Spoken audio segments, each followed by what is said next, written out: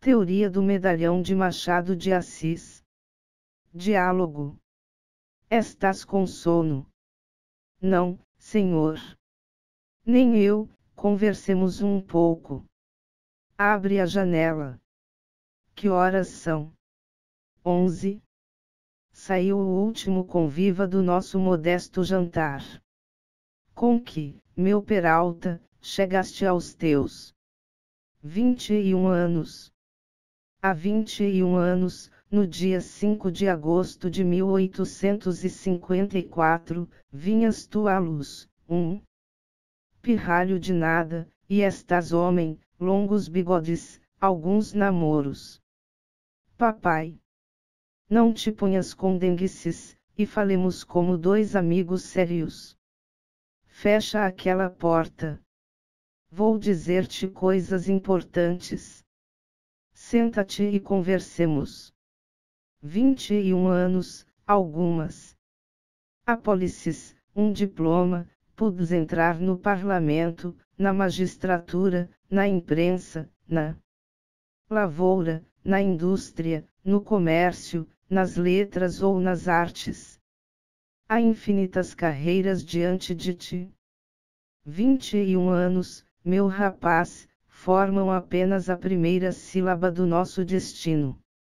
Os mesmos Pitt e Napoleão, apesar de precoces, não foram tudo aos 21 anos.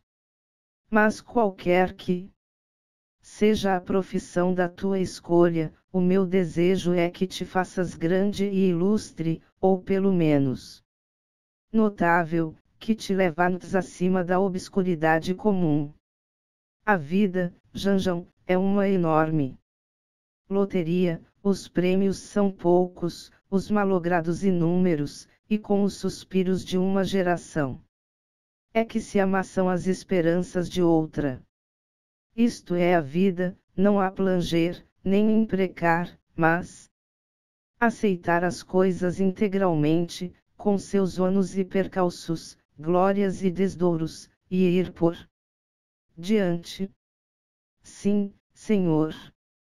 Entretanto, assim como é de boa economia guardar um pão para a velhice, assim também é de boa prática social acautelar um ofício para a hipótese de que os outros falhem, ou não indenizem suficientemente o esforço da nossa ambição.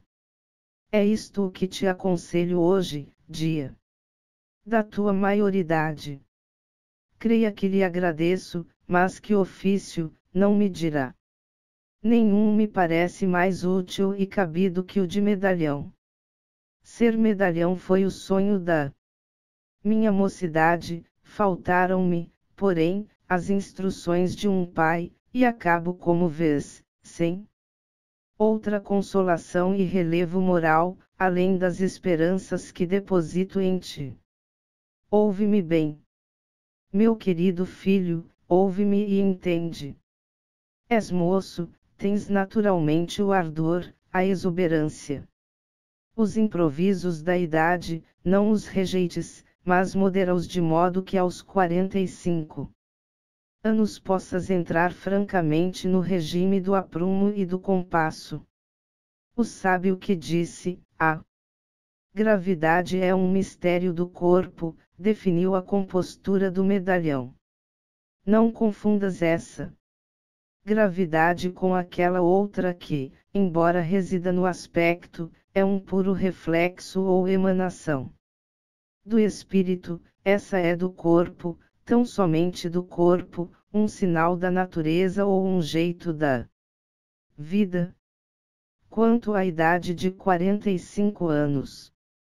É verdade, porque 45 anos não é, como pude supor, um limite arbitrário, filho do puro capricho, é a data normal do fenômeno.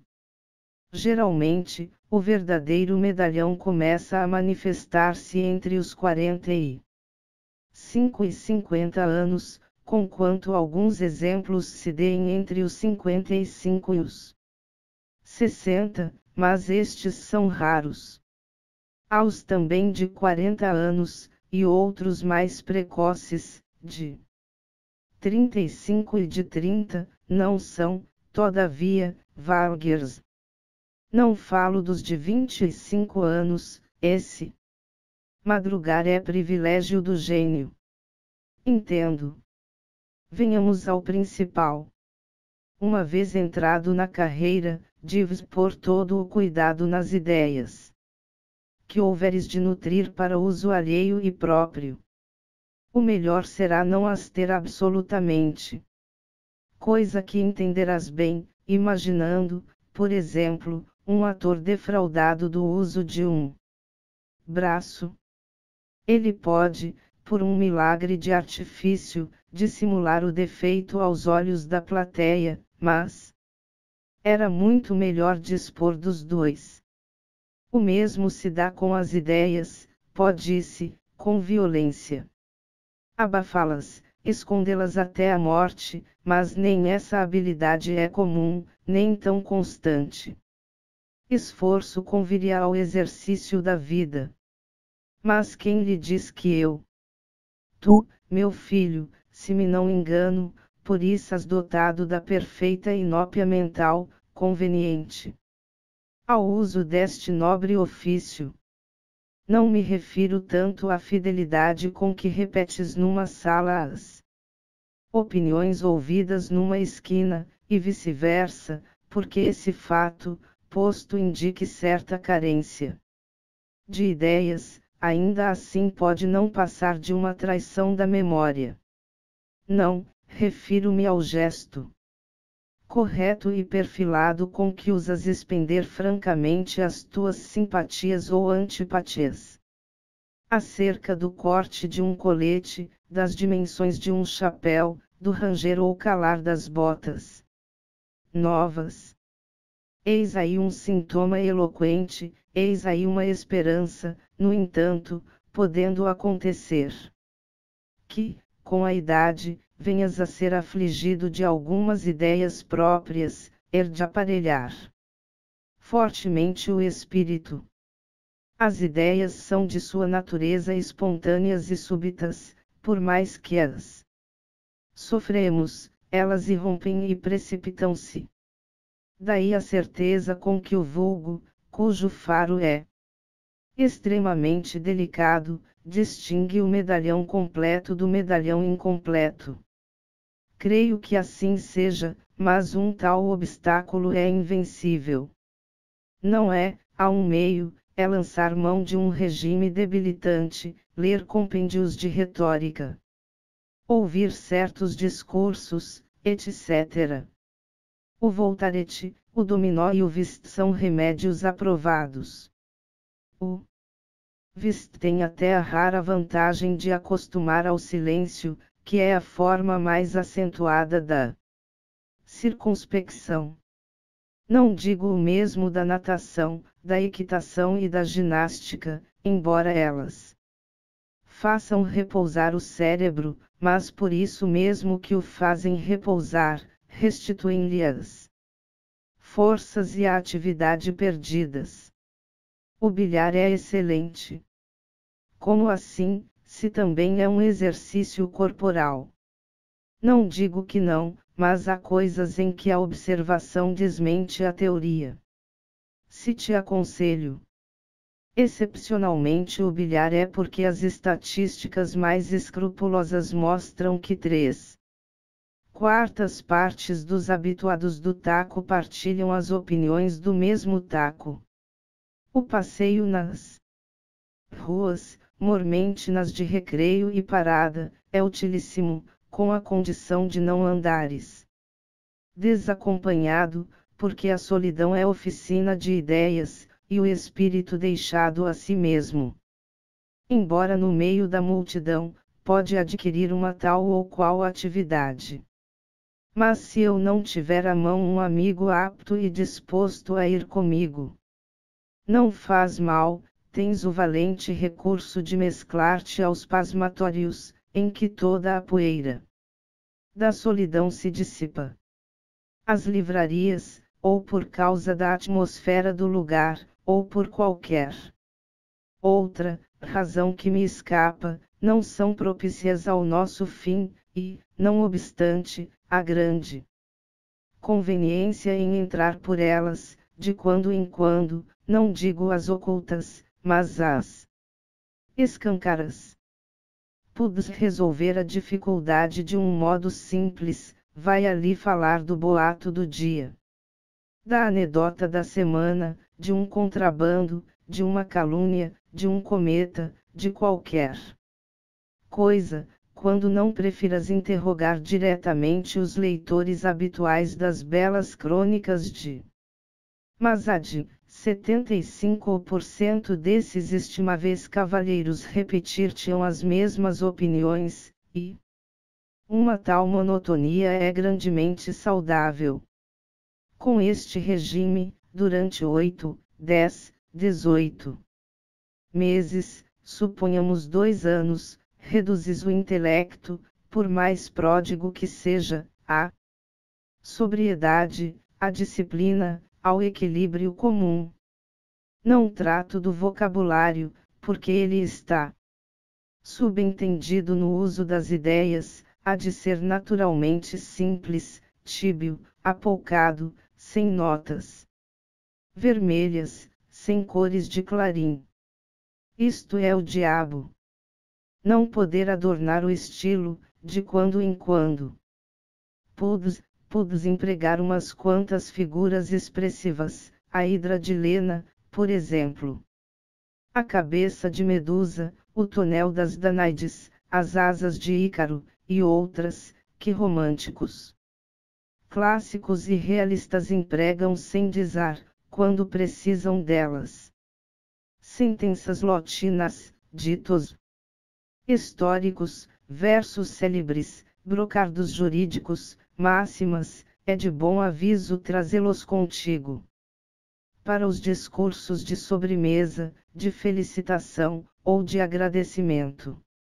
Caveant consulis é um excelente fecho de artigo político, o mesmo direi do civis pacem para bellum. Alguns costumam renovar o sabor de uma citação intercalando-a numa frase nova, original e bela. Mas não te aconselho esse artifício, seria desnaturar-lhe as graças vetustas.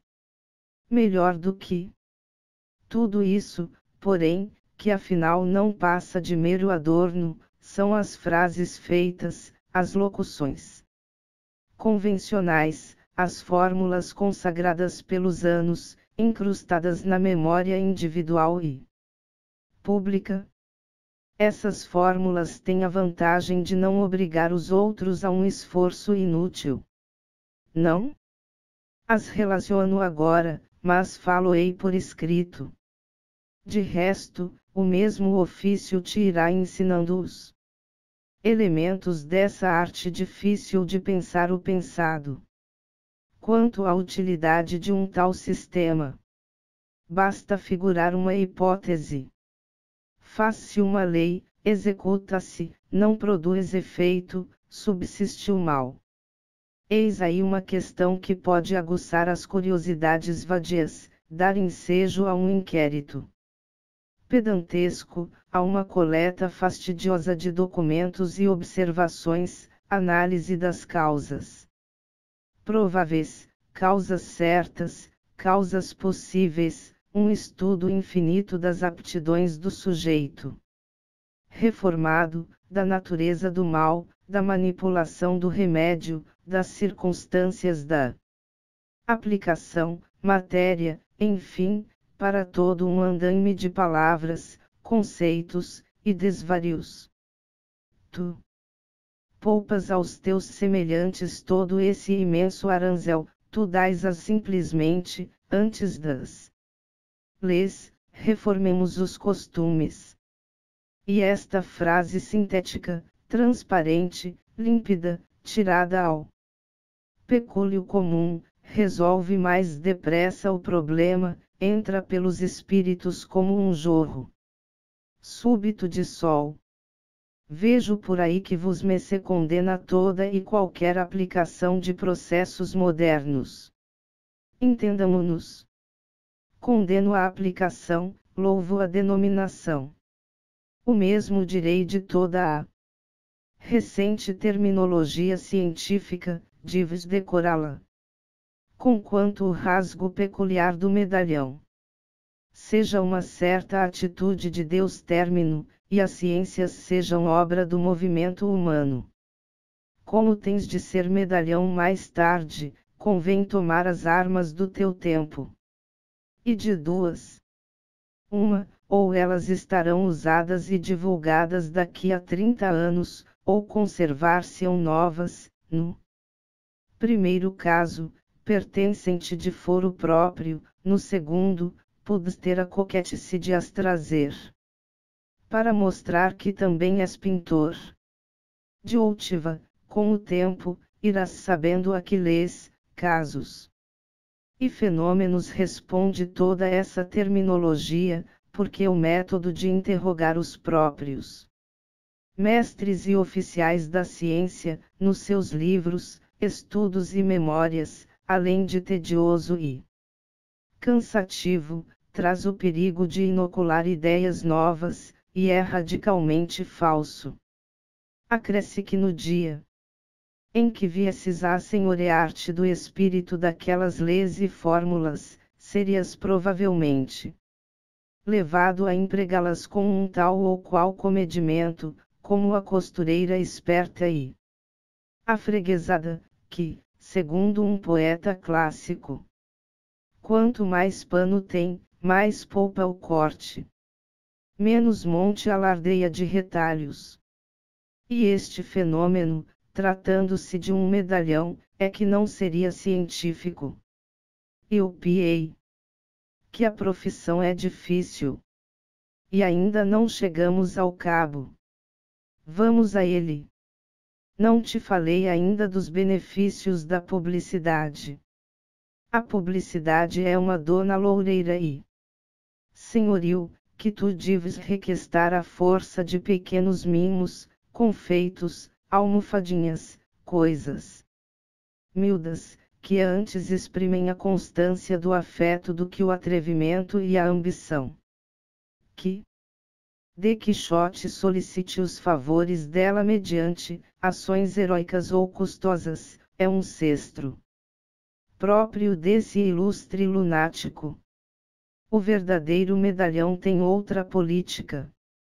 Longe de inventar um tratado científico da criação dos carneiros, compra um carneiro e dá-o aos amigos sob a forma de um jantar, cuja notícia não pode ser indiferente aos seus concidadãos. Uma notícia traz outra, 5, 10, 20 vezes põe o teu nome ante os olhos do mundo. Comissões ou deputações para felicitar um agraciado, um benemérito, um forasteiro, tem singulares merecimentos, e assim as irmandades e associações diversas, sejam mitológicas, cinegéticas ou coreográficas. Os sucessos de certa ordem, embora de pouca monta, podem ser trazidos a lume, contanto que ponham em relevo a tua pessoa. Explico-me. Se caíres de um carro, sem outro dano, além do susto, é útil mandá-lo dizer aos quatro ventos, não pelo fato em si, que é insignificante, mas pelo efeito de recordar um nome caro às afeições gerais. Percebeste? Percebi. Essa é publicidade constante, barata, fácil, de todos os dias, mas a outra, qualquer que seja a teoria das artes, é fora de dúvida que o sentimento da família, a amizade pessoal e a estima pública instigam a reprodução das feições de um homem amado ou benemérito.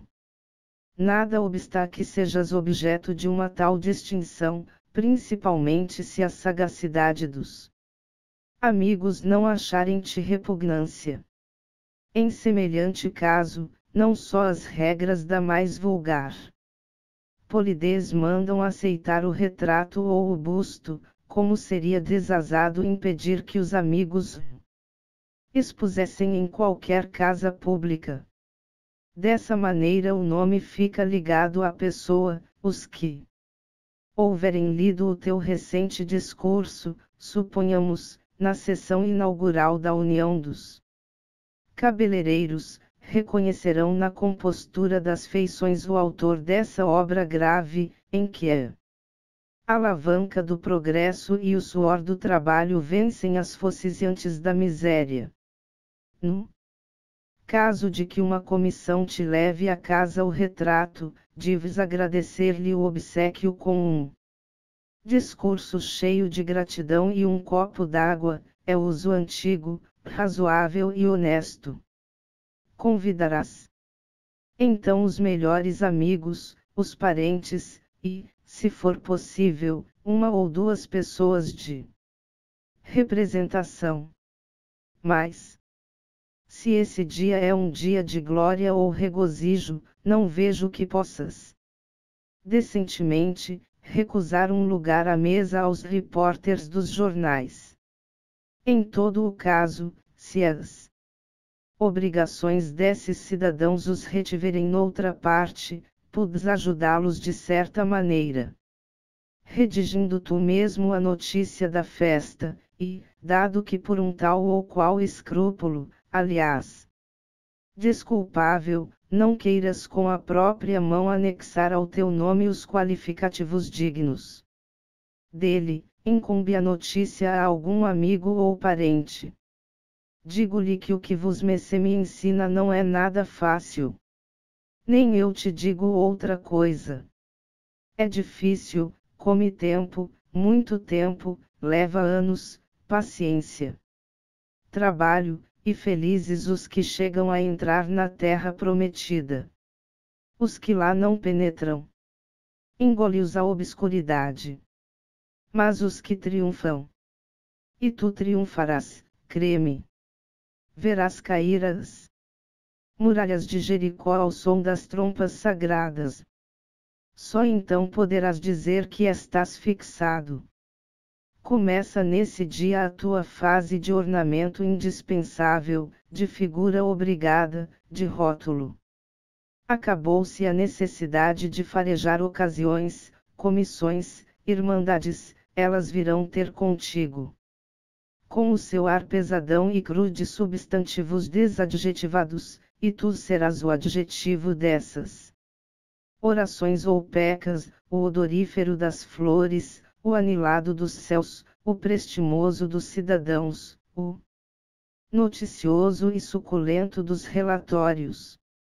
E ser isso é o principal, porque o adjetivo é a alma do idioma, a sua porção idealista e metafísica. O substantivo é a realidade nua e crua, é o naturalismo do vocabulário. E parece-lhe que todo esse ofício é apenas um sobressalente para os déficits da vida. De certo, não fica excluída nenhuma outra atividade. Nem política. Nem política. Toda a questão é não infringir as regras e obrigações capitais. Podes pertencer a qualquer partido, liberal ou conservador, republicano ou ultramontano, com a cláusula única de não ligar nenhuma ideia especial a esses vocábulos, e reconhecer-lhe somente a utilidade do cibolete bíblico. Se for ao parlamento, posso ocupar a tribuna. Podes e deves, é um modo de convocar a atenção pública. Quanto à matéria dos discursos, tens a escolha, ou os negócios miúdos, ou a metafísica política, mas prefere a metafísica. Os negócios miúdos, força é confessá-lo, não desdizem daquela chateza de bom tom própria de um medalhão acabado, mas, se Pilders adota a metafísica, é mais fácil e mais atraente. Supõe que desejas saber por que motivo a 7ª Companhia de Infantaria foi transferida de Uruguaiana para Canguçu, serás ouvido tão somente pelo ministro da guerra, que te explicará em 10 minutos as razões desse ato. Não assim a metafísica. Um discurso de metafísica política apaixona naturalmente os partidos e o público, chama-os a partes e as respostas. E depois não obriga a pensar e descobrir. Nesse ramo dos conhecimentos humanos tudo está achado, formulado, rotulado, encaixotado, é só prover os alforjes da memória. Em todo caso, não transcendas nunca os limites de uma invejável vulgaridade. Farei o que puder. Nenhuma imaginação. Nenhuma, antes fez correr o boato de que um tal dom é ínfimo. Nenhuma filosofia. Entendamo-nos, no papel e na língua alguma, na realidade nada. Filosofia da história. Por exemplo, é uma locução que deves empregar com frequência, mas proíbo-te que chegues a outras conclusões que não sejam as já achadas por outros. Foge a tudo que possa cheirar a reflexão, originalidade, etc., etc. Também ao riso. Como ao riso. Ficar sério, muito sério. Conforme tens um gênio folgazão, prazenteiro, não has de sofrê-lo nem eliminá-lo. Podes brincar e rir alguma vez. Medalhão não quer dizer melancólico. Um grave pode ter seus momentos de expansão alegre. Somente, e este ponto é melindroso. Diga.